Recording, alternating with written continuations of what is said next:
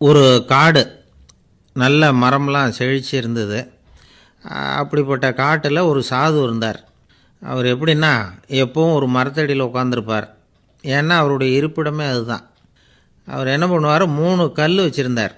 செங்கல் மாதிரி இருக்கும், ஆனால் அதை விட கொஞ்சம் பெருசாக இருக்கும். எதுக்கு அந்த 3 கல்லுன்னா, அதுதான் அவருடைய படுக்கை. அதாவது தூங்குறப்ப ஒரு கல்லை தலைக்கு கீழே வச்சுக்குவார், இன்னொரு கல்லை இடுப்புக்கு கீழே வச்சுக்குவார், இன்னொரு கல்லை காலுக்கு கீழே வச்சுக்குவார். உடம்பை ஒரு அப்படியே ஒரு தகட்டால் மூடிக்குவார், அப்படியே தூங்கி போடுவார். மழை பெய்யுதுன்னு வச்சுங்க, அவர் உடம்பு 3 கல் மேலே இருக்குதா, அதனால் தண்ணி அடியில் ஓடி போடும், உடம்பு நனையாது. மேலே தகடு இருக்கிறதுனால மழையும் உடம்புல படாது. அவர் தூக்கமும் கெடாது, நிம்மதியாக தூங்குவார். பகலில் அந்த 3 கல்லையும் ஒரு சேர ஒரு அடுப்பு மாதிரி வச்சு அது மேலே உட்காந்து